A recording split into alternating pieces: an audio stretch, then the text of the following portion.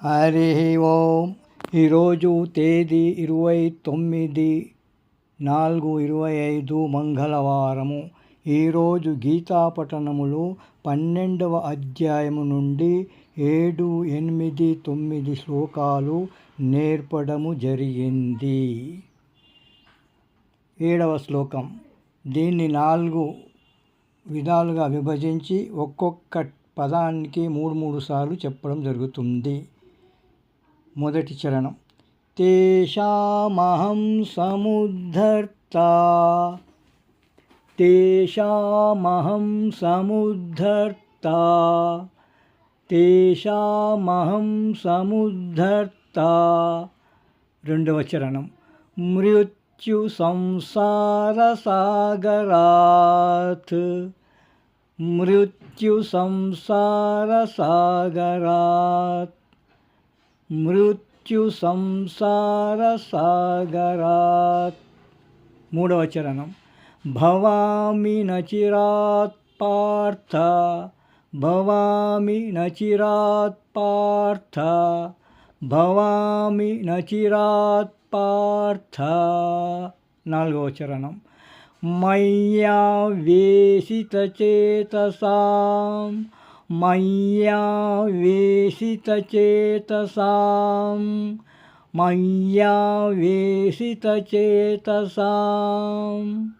ఇప్పుడు ఈ శ్లోకాన్ని 2 భాగాలుగా విభజించి మొదటి లైన్ 3 సార్లు. తేషామహం సముద్ధర్తా మృత్యు సంసార సాగరాత్, తేషామహం సముద్ధర్తా మృత్యు సంసార సాగరాత్, తేషామహం సముద్ధర్తా మృత్యు సంసార సాగరాత్. ఇప్పుడు రెండవ లైన్ 3 సార్లు. భవామి నచిరాత్ పార్థ మయ్యా వేసితచేతసాం, భవామి నచిరాత్ పార్థ మయ్యా వేసితచేతసాం,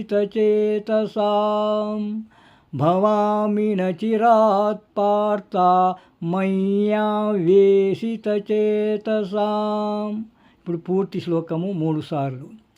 తేషామహం సముద్ధర్తా మృత్యు సంసార సాగరాత్, భవామి నచిరాత్ పార్థ మయ్యా వేసితచేతసాం.